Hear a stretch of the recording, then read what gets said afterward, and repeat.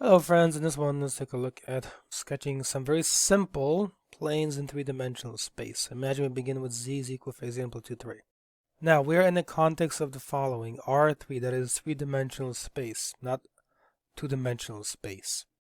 So that means the following. Since x and y are not written down, that means their values can be anything. So x and y can be anything.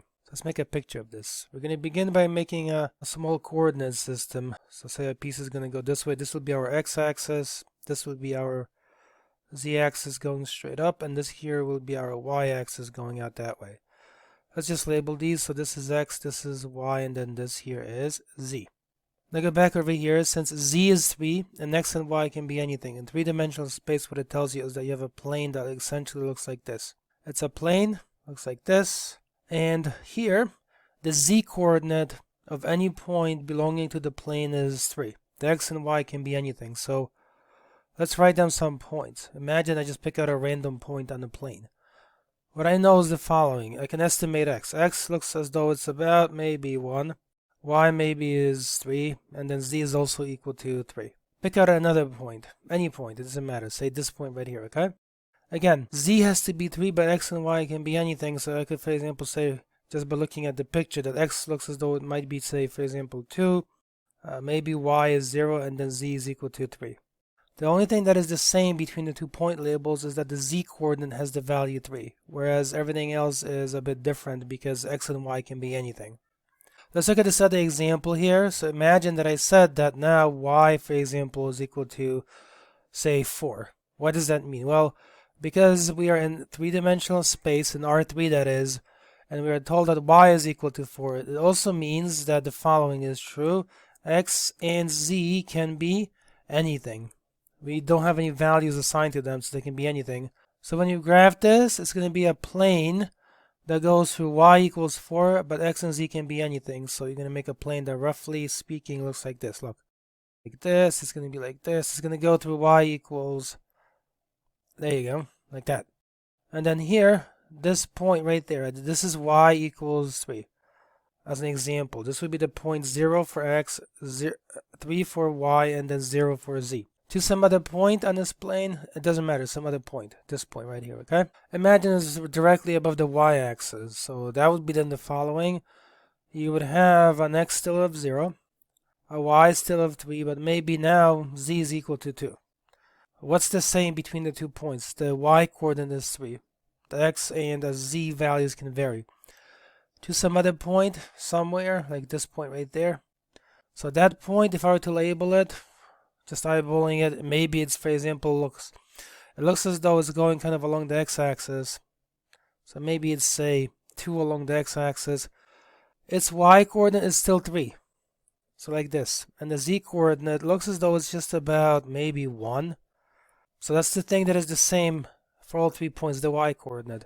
The x and z can vary, range over whatever values you want pretty much, and the result is that you get a plane that looks like that. Let's do another example here down below. So let me draw a coordinate system. And that's, again, you're going to have an axis going this way, you're going to have an axis going this way, straight up, and then we're going to have an axis going to the right this way. And then here, again, this is going to be x, this is going to be y, and this here is going to be the z-axis. And we're going to make a plane that has x equal, for example, to 3.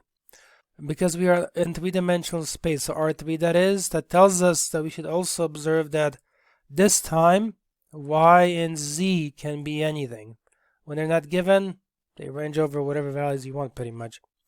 So then, to construct a picture here, you'd basically do this. Draw a plane going to x equals 3. However, you choose to define 3 along the x-axis, but once you do it, you're going to have a plane. So maybe, look, something like this. Imagine it just kind of passes under there. Okay, and this looks like this, and this looks like this. That's a plane. And this point of intersection right there between the plane and the x-axis, that point, that might have the following coordinates. So 3 for x, 0 for y, and 0 for z. Some other point in this plane, like this point, that might have some other coordinates. So for example, it looks as though y maybe is 1, say, okay? And then the x coordinate is still 3. It's the same x coordinate for any point. and the z coordinate maybe is 2. Let's do one last example here. So now imagine that what you have is x plus y is equal to 1. When you look at this, it looks like it's the equation of a line in two-dimensional space. But remember that we are in R3.